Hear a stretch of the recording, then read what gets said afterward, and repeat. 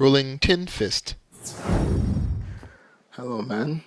Just got back from one of my meetup car show thingies. Pretty late. Good night. Long, nice drive. In the whip. Got home to find two American flags planted in one of the flower pots in front of the house. And, wasn't sure why. And I looked around to the other houses. There were none there. And then I had a visceral anger of sorts. Not a raging anger, but just like a slow burn. And I didn't realize what it was until I took the flags and I rolled them up and I walked in the house and realized it was going to be September 11th in about an hour. And I remember why I was feeling this visceral, slow burn of anger. And it has to do with the sentiment of patriotism, which has recently reared its head in light of the current U.S. presidential election.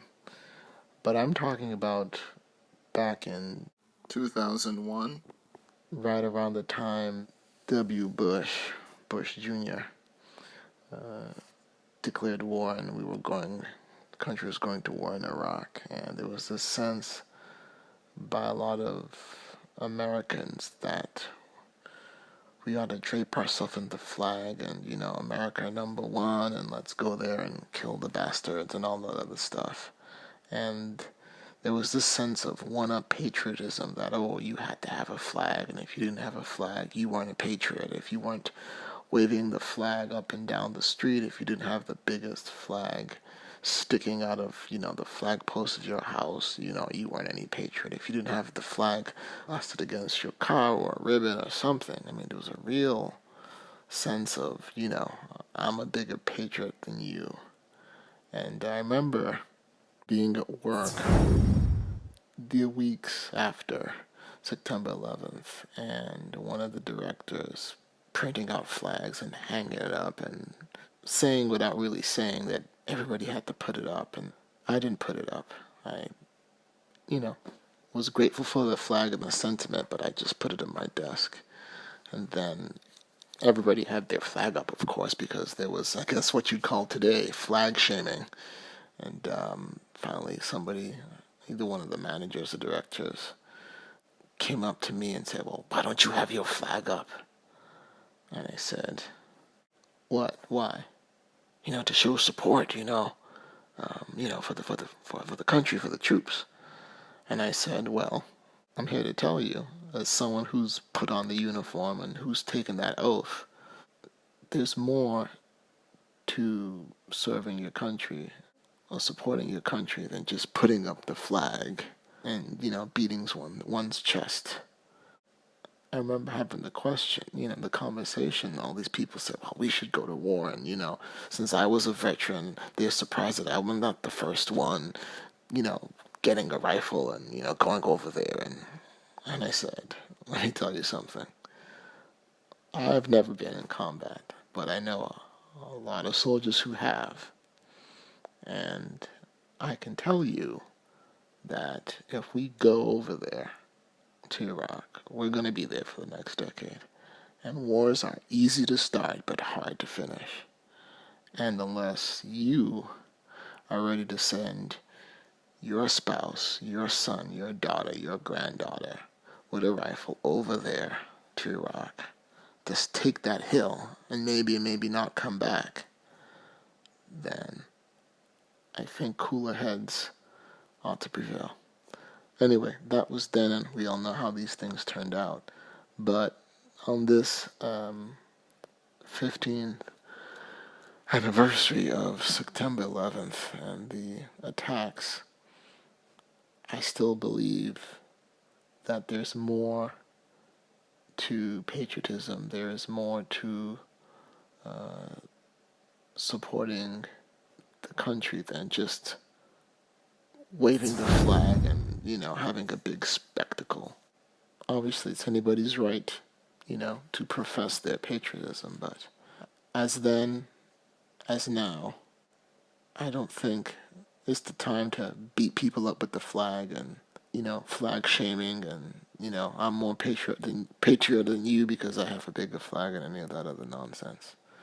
All I'm going to do is really just pay my respects to those comrades who have gone, lost their lives there, as well as the families. A lot of them came from where I grew up, that were on those flights.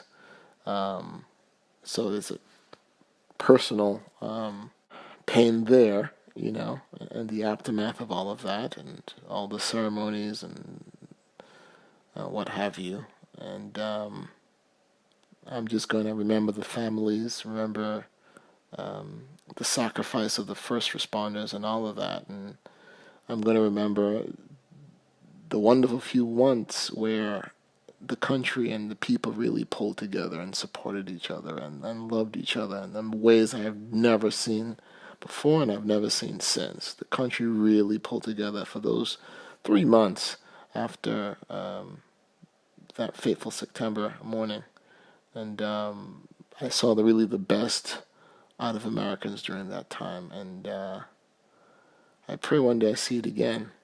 For me, as I think of that day, I happened to be in New York the weekend before, in a hotel a stone's throw from, the Twin Towers. And I remember going with a friend at the time. We were both visiting New York, and he wanted to go up to the tower with a couple of women we were with that weekend. And, I told him basically, hey, we can see it another time, let's go. And I remember going through the tower. The security guard was there. He said good morning. I greeted him. We took the subway. And I think we were going to the, Broadway play or something. I still have the Metro Transit Authority pass from that day.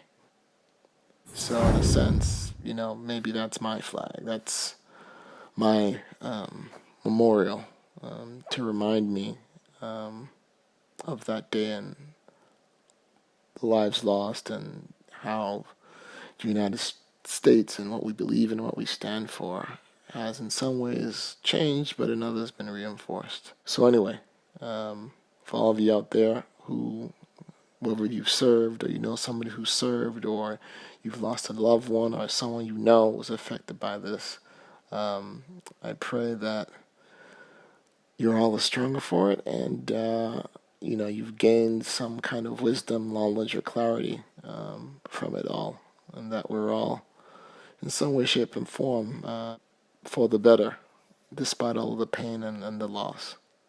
Peace.